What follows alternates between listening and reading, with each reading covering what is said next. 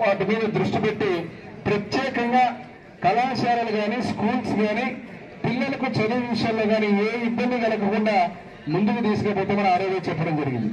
ఈరోజు దాంట్లో భాగంగా పోయినసారి ఆగస్టు 15కి వచ్చినప్పుడు నేనేదైతే జూనియర్ కళాశాల బాలికలకు ఉందో బాలికల కళాశాలను చెప్పడం జరిగింది. ఆ రోజు నేను టెక్స్ట్ బుక్స్ ఇవ్వడానికి వచ్చినప్పుడు ఆ రోజు చెప్పడం జరిగింది. మధ్యాహ్న భోజన పథకం గతంలో మేము ప్రారంభించింది మళ్ళీ లోకేష్ బాబు గారి నాయకత్వంలో ఆ మధ్యాహ్న భోజన పథకాన్ని ప్రారంభించబోతున్నామని చెప్పి, అంటే ఆ రోజు ఎవరు నమ్మలే. వస్తుందో రాదో సార్, ఇబ్బందులున్నాయి, ఆర్థిక ఇబ్బందులున్నా, ఎన్ని కష్టాలున్నా ఈరోజు కొన్ని వేల కాలేజీల్లో లక్షల మంది ఈరోజు విద్యార్థులందరూ ఎవరైతే ఉన్నారో వాళ్ళందరికీ కూడా ఈరోజు మధ్యాహ్న భోజన పథకం ఏర్పాటు చేసే విధంగా ఏర్పాటు చేయడం జరిగింది. ఇక్కడ వేదిక మీద ఉన్నటువంటి హెచ్ఎం అదేవిధంగా ప్రిన్సిపల్ గారు, ఇప్పుడే పూర్వ విద్యార్థులు కూడా రావడం జరిగింది. కళాశాలకు సంబంధించినటువంటి గతంలో మాట్లాడుకోవడం, ఒక చరిత్ర కలిగిన కళాశాల ఇది ఎమ్మెగనూరులో. ఈరోజు మీ అందరికీ కూడా డొక్కా సీతమ్మ గారి మధ్యాహ్న భోజన బడి పథకం ఏదైతే ఉందో వాటిని సద్వినియోగం చేసుకుని మనందరం కూడా ఎక్కడ కాన్సన్ట్రేషన్ డీవియేట్ కాకుండా చదువు మీద పెట్టి ప్రతి ఒక్క పేద విద్యార్థులందరూ కూడా ఇక్కడ బ్రహ్మాండంగా ఈ కళాశాలలో ఎంతో మంది ఉన్నత స్థితికి పోయి కొంతమంది ఐఏఎస్ ఆఫీసర్లు అయ్యారు, కొంతమంది బ్రహ్మాండంగా ఉన్నత స్థితిలో ఇక్కడ చదువుకున్న వాళ్ళందరూ ముందుకు పోవడం జరిగింది. పూర్వ విద్యార్థుల సంవరణ కూడా పెడతామని చెప్పి వారు కూడా పోయినసారి చెప్పడం జరిగింది.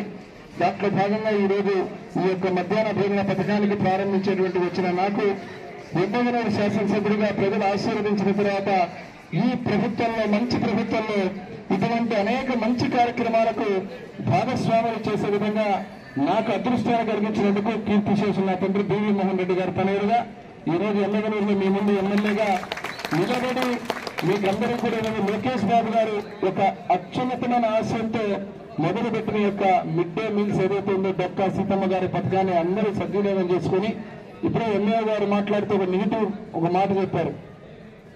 వ్యవస్థలో చిన్న చిన్న పొరపాట్లు జరుగుతుంటాయి, వాటిని పెద్దగా భూతత్వంలో చూపించి దాన్ని గందరగోళం చేయకుండా పరిష్కారం చేసే విధంగా, కానీ చాలా పకడ్బందీగా నాణ్యమైనటువంటి వ్యవస్థ ఈ మంచి ప్రభుత్వంలో ఏ రకంగా చేయాలని కూడా సెంట్రలైజ్డ్ కిచెన్స్ పెట్టి బ్రహ్మాండంగా ఆ కార్యక్రమాలన్నీ చేస్తున్న ఎటువంటి పొరపాట్లు కూడా జరగవు. ఆ జరిగేటువంటి ఏదన్నా ఉన్నా రెచ్చగొట్టే రకంగా వ్యాఖ్యలు చేసి అనవసరంగా తప్పుదో పట్టించే విధంగా మనందరి జీవితాల్లో ఆనందాన్ని నింపాలని చెప్పి ఈ కార్యక్రమాలను చేస్తున్న ప్రభుత్వాన్ని గుర్తించి ఆశీర్వదించి లోకేష్ బాబు గారిని మీరందరూ కూడా ఒక గొప్ప ఉన్నత స్థితిలో ఈరోజు మంత్రిగా వారిని పెట్టి వారు చేస్తున్న ఆలోచనలు క్షేత్రస్థాయిలో కళాశాలలో అమలవుతున్నాయంటే మనం అందరం దృష్టి పెట్టి ఆలోచించుకోవాలా. ప్రతి ఒక్కరు ఈరోజు ఇక్కడ నుంచి మామూలుగా చదువుకునే పిల్లలు మామూలుగా డబ్బు కట్టి ఫీజు పే చేసి అదే రకంగా కాలేజీకి పోయిన తర్వాత మళ్ళీ భోజనం మీకు ఏ ఇబ్బంది కలగకుండా ఈవెన్ బాలికలు కూడా వచ్చి చదువుకునే విధంగా ఈ కళాశాలలో ఈ యొక్క కార్యక్రమానికి ఉచితంగా నాంది పలికిందంటే ఈ మంచి ప్రభుత్వానికి మీరందరూ చప్పట్లతో ఆశీర్వదించాలని చెప్పి మీకు అందరినీ నేను కోరుతున్నా. ఈ యొక్క చక్కని కార్యక్రమానికి అతిథిగా నన్ను పిలిచి మీకు ఈరోజు డొక్కా సీతమ్మ గారి బడి పథకాన్ని ప్రారంభించేటువంటి అదృష్టాన్ని మరొక్కసారి నాకు కలిగించినందుకు పేరు పేరున ధన్యవాదాలు తెలియజేస్తూ ఆల్ ది వెరీ బెస్ట్.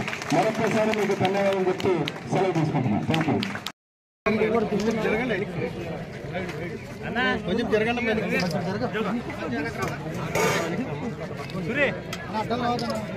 మధ్యలో మధ్యలో ఎందుకు వస్తారు మీరు?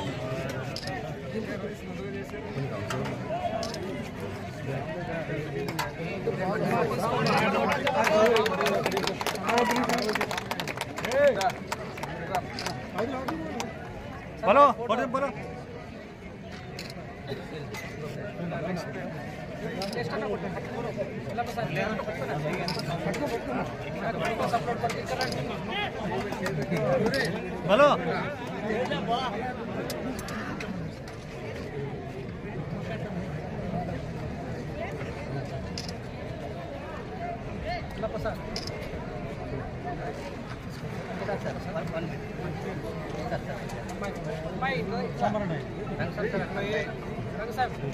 Right.